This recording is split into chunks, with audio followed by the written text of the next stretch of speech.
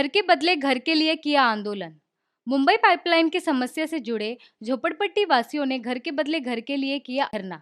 Mumbai airport area के 1 लाख झोपड़पट्टी वासियों ने पुनर्वसन के एयरपोर्ट स्वतंत्र प्रोजेक्ट घोषित करने की और 450 स्क्वायर फुट घर मिलने की मांग की।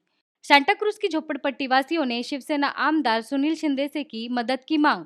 शिवसेना आमदार सुनील शिंदे ने महाराष्ट्र के मुख्यमंत्री देवेंद्र फडणवीस को निवेदन देने के साथ मदद का किया वादा। पाइपलाइन पे हम लोग हैं तो उधर उसका रक्षा करने वाला एक सिक्योरिटी एजेंसी है, उनके ऊपर छोड़ दो। अन्य भी बहुत बातें हैं, लेकिन मैं आपका जो भी मांग है, आपकी जो भी डिमांड है, उसको सपोर्ट देने के लिए यहाँ मैं आया हूँ। मैं जिस इलाके का नेतृत्व करता हूँ वहाँ भी आपके जैसे काफी है। सालों साल एसआरए के नाम पर प्रोजेक्ट लिए गए, नेता लोगों ने पहले के एक बिल्डर लाके दिया, फिर आपस में वो लोग के आपस में 2 ग्रुप बना के फिर दूसरा बिल्डर, ये सब नेता लोग ही करते हैं। तक पहुंचना ये भी इम्पोर्टेंट है, तो उनके तक मैं आपकी बातें वहां तक पहुंचाऊंगा, वो मैं जरूर कोशिश करूंगा। आपके पास इस बारे में कोई निवेदन है, कुछ है तो दे दीजिए, मेरा ये करते हुए मैं वहां तक लेके जाऊंगा और ऊपर वाला या भगवान उनको सद्बुद्धि देगा, ये इसकी मुझे आशा है, खातरी है। धन्यवाद।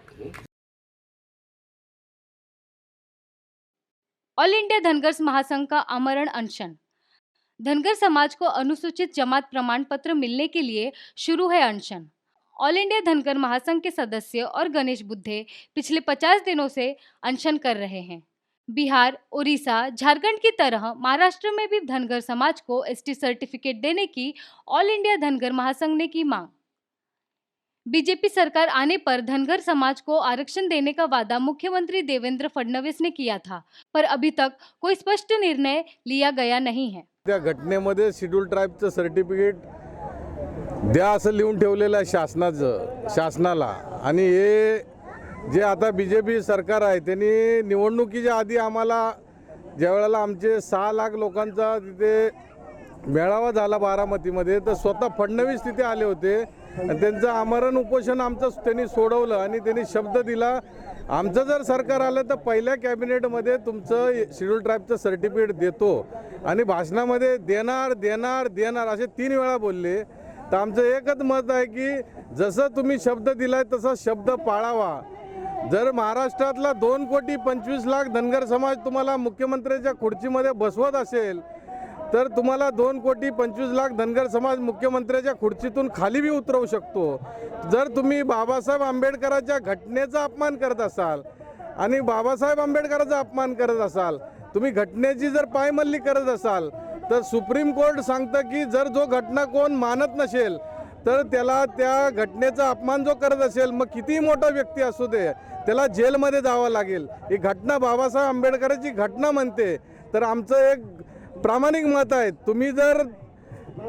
तुम्ही आश्वासन दिलं ते पाळा। आता आश्वासन देऊन यांचं म्हणणं काय, टीसला आम्ही संशोधन करायला सांगितलंय, टीस आणि टाटाला बघून फडणवीस साहेब तुम्हाला आम्ही मतदान केलं नाही, आम्ही तुम्ही वचन दिलं होतं म्हणून तुम्हाला मतदान केलं 2,25,00,000 धनगर समाजाने।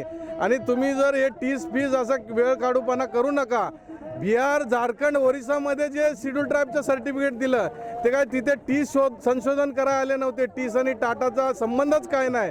तुम्ही जसा शब्द दिलाय तसं प्रामाणिक पाळा, एवढंच आम्ही सांगतो। एका लुगड्याने काय बाई म्हातारी होणार नाही। एकदा मतदान तुम्ही घेतलं आणि आम्हाला फसवलं तर असं समजू नका की आम्ही जिंकलं सगळं।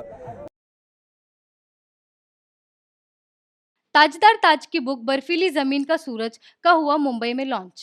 जनाब ताजदार ताज साहब की लिखी किताब बर्फीली जमीन का सूरज का विमोचन मुंबई में किया गया। इस मौके पर तमाम शायर, गीतकार और फनकार मौजूद थे। खास मेहमान थे नक्शीलाल पुरी, जो मशहूर शायर है। वहीं जनाब ताजदार ताज की बात करें तो ताजदार की लिखी किताबों में से एक है।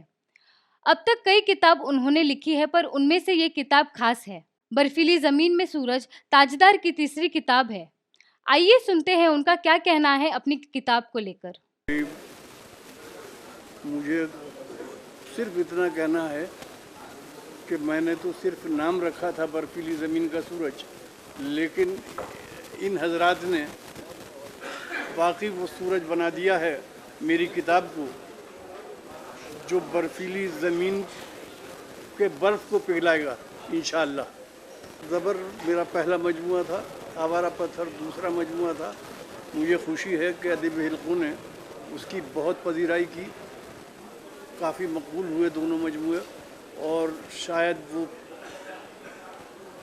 पहले मजमूए थे कि 1 महीने में दोनों मजमूए के एडिशन ख़त्म हो गए। भाई इसके बाद डिक्शनरी आ रही है लुग़त उर्दू की, जो उच्चारण पर है, तलफ़्फ़ुज़ात पर है। हमारे यहाँ बहुत से हजरात गलत तलफ़्फ़ुज़, गलत उच्चारण करते हैं। मैंने कोशिश की है कि ऐसे अल्फाज जमा किए जाएं जिनका सही तलफ़्फ़ुज़ अदा कर सकें, और वो जल्दी आ जाएगी। 4 इंच डिस्प्ले और 39,000 के साथ क्या भारत में कामयाब होगा आईफोन SE? एप्पल ने अब तक का सबसे सस्ता आईफोन लॉन्च कर दिया है। इसका नाम आईफोन SE है।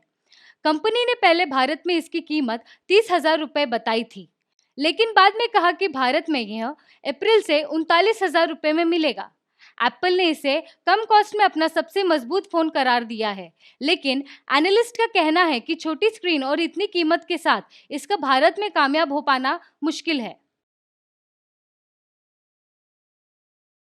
देवनार में आग से प्रदूषण की समस्या। देवनार डंपिंग ग्राउंड में लगी हुई आग आखिर कितनी बड़ी है, उसका अंदाजा लगाना मुश्किल है। यहाँ 300 स्क्वायर किलोमीटर में धुआं और आग की लपटें फैली हुई हैं। पिछले कई लंबे समय से मांग की जा रही थी कि इसे बंद करने की, पर बंद नहीं किया गया, और अब यहाँ पर जो आग लगी है समय के साथ बढ़ती जा रही है। बहुत तेज हवा इस परिसर में चल रही है, जिसके कारण 253 जितना प्रदूषण का स्तर बढ़ चुका है। Anila Shaikh, India live news, Mumbai.